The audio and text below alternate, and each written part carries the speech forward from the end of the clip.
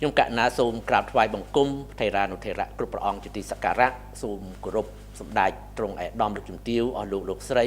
បងប្អូនអ្នកសារព័ត៌មាននិងជនរួមជាតិទាំងក្នុងនិងក្រៅប្រទេសជាទីគោរពនិងជាទីរាប់អានថ្ងៃនេះអ្នកនាំពាក្យរាជរដ្ឋាភិបាលសូមជម្រាបជូនជនរួមជាតិជ្រាបអំពីការជួយជ្រោមជ្រែងកម្ពុជាពីសំណាក់បណ្ដាប្រទេសជាមិត្តនិងដៃគូអភិវឌ្ឍនៅក្នុងគ្រាដ៏លំបាកនេះប្រទេសជប៉ុននៅថ្ងៃ12ខែមករាឆ្នាំ2026បានផ្ដល់ជំនួយឥតសំណងជាទឹកប្រាក់ចំនួន $11.3 លានសហរដ្ឋអាមេរិកសម្រាប់ការអនុវត្តគម្រោងសមាហរណកម្មបោសសម្អាតមីននិងសង្គ្រោះជនពិការដោយសារគ្រាប់មីនដំណាក់កាលទី3និងទឹកប្រាក់ $7.6 លានសហរដ្ឋអាមេរិកផ្សេងទៀតសម្រាប់អនុវត្តគម្រោងជំនួយម៉ាស៊ីនស្កេនកុងតឺន័រនៅឯចំណតកុងតឺន័រថ្មីនៃកំពង់ផែក្រុងព្រះសីហនុកាលពីក្នុងអំឡុងខែសីហាឆ្នាំ2025កន្លងទៅជប៉ុនក៏បានផ្ដល់ជំនួយមនុស្សធម៌ជាទឹកប្រាក់ប្រមាណជា $1.8 លានសហរដ្ឋអាមេរិកតាមរយៈអង្គការ IOM និង UNICEF ដើម្បីឆ្លើយតបទៅនឹងសេចក្តីត្រូវការបន្ទាន់សម្រាប់ជនភៀសសឹកនៅតាមបណ្ដោយព្រំដែនកម្ពុជាថៃសហរដ្ឋអាមេរិកឯនោះវិញក្រៅពីបន្តជំរុញការរក្សាបទឈប់បាញ់និងចង់ឃើញសន្តិភាពយូរអង្វែងរវាងកម្ពុជានិងថៃក៏បានប្រកាសផ្ដល់ជំនួយ$15 លានសហរដ្ឋអាមេរិកសម្រាប់គាំទ្រដល់ជនភៀសសឹកនៅតាមបណ្ដោយព្រំដែនប្រទេសទាំងពីរនិងទឹកប្រាក់$10 លានសហរដ្ឋអាមេរិកផ្សេងទៀតសម្រាប់ដោះមីននិងយុទ្ធភ័ណ្ឌមិនទាន់ផ្ទុះនៅកម្ពុជាចំណែកសាធារណរដ្ឋប្រជាមានិតចិនក្រៅពីការផ្ដល់ការគាំទ្រជាអាទិភាពជាបន្ទាន់ឬការធានាឲ្យបានរឹងមាំនៅបទឈប់បាញ់និងធ្វើឲ្យមានសន្តិភាពជារកាលចិនក៏បានផ្ដល់ជំនួយសង្គ្រោះបន្ទាន់ដែលមានតម្លៃជាទឹកប្រាក់$20 លានសម្រាប់ជនភៀសសឹកនៅក្នុងប្រទេសកម្ពុជានិងបានប្រកាសត្រៀមខ្លួនជាស្រេចក្នុងការផ្ដល់ជំនួយមនុស្សធម៌សម្រាប់តម្រូវការចិញ្ចឹមជីវិតរបស់ជនភៀសសឹកនៅតាមតំបន់ព្រំដែនដែលរងផលប៉ះពាល់ចំណែកឯសាធារណរដ្ឋសេប៊ីក៏បានផ្ដល់ជំនួយមនុស្សធម៌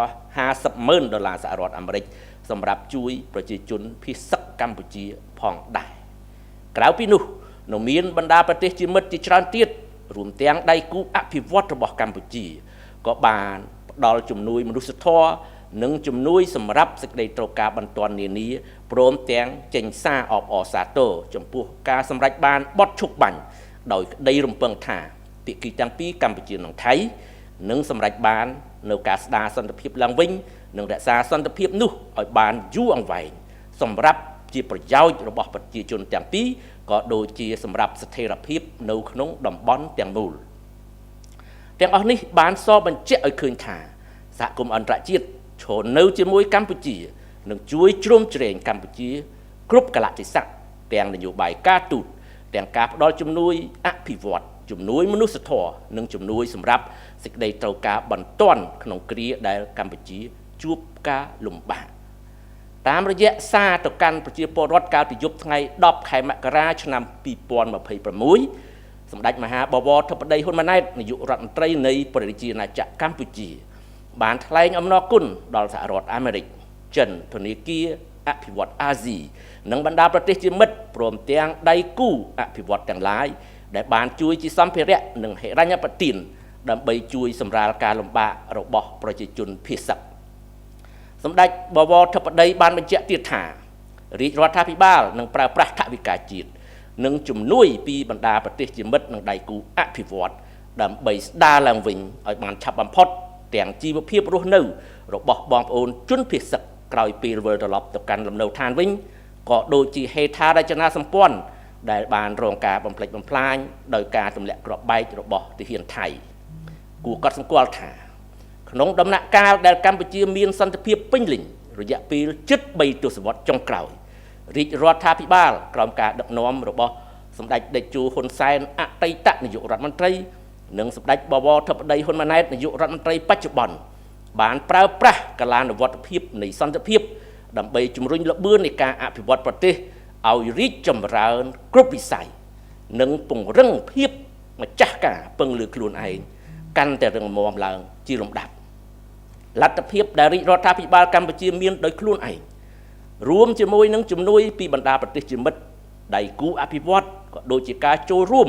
យ៉ាងសស័កសស្រាំពីសំណាក់សប្បុរសជននិងមហាជនខ្មែរគ្រប់ទិសទីបានប្រមូលផ្ដុំគ្នាជាកម្លាំងកាន់តែខ្លាំងដែលនឹងធ្វើឲ្យការស្ដារជីវភាពរបស់ពលរដ្ឋដែលរងផលប៉ះពាល់ក៏ដូចជាការស្ដារហេដ្ឋារចនាសម្ព័ន្ធដែលរងការខូចខាតទាំងឡាយប្រព្រឹត្តទៅបានឆាប់រហ័សក្រោមកិច្ចខិតខំប្រឹងប្រែងខ្នះខ្នែងយ៉ាងខ្លាំងក្លារបស់ថ្នាក់ដឹកនាំ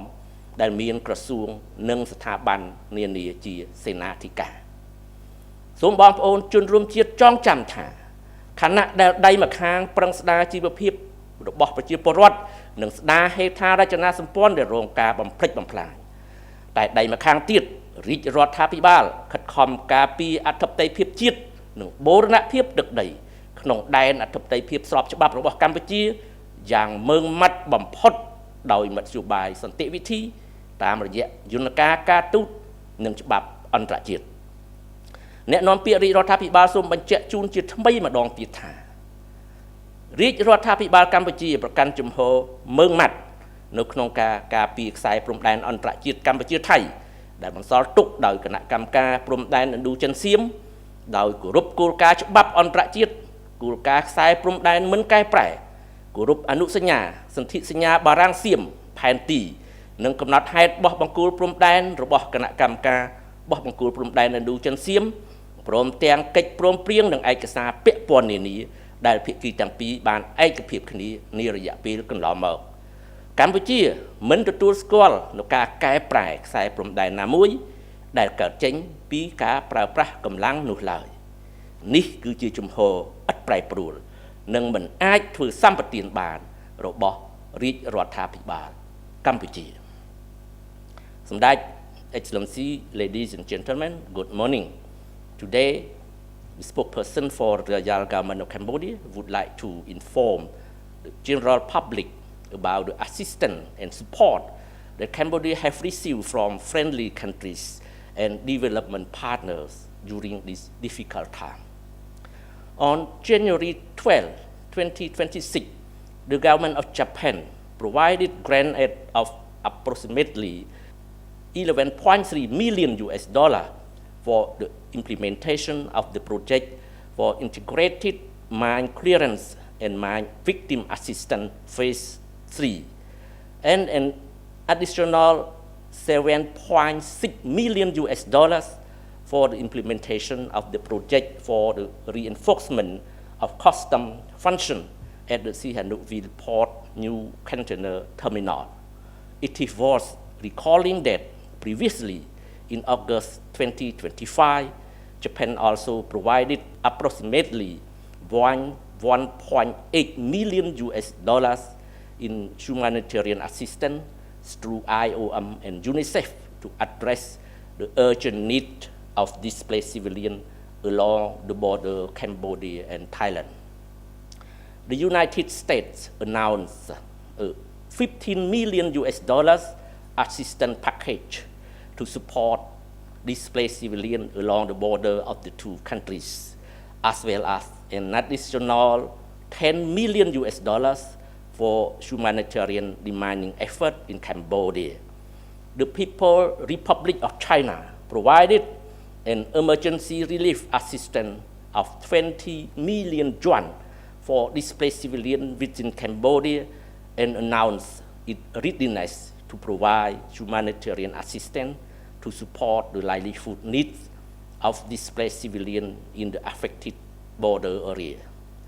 In the meantime, the Republic of Serbia also provided 500,000 US dollars in humanitarian assistance. Furthermore, many other friendly countries and development partners have also provided humanitarian assistance to Cambodia. All of this clearly demonstrate that friendly countries and development partners, along with many international organizations, have extended strong support to Cambodia in terms of diplomatic policy, as well as through development assistance, humanitarian aid, and emergency relief to help displaced Cambodian civilians along the border. In the special message to the general public on the night of January 10, 2026,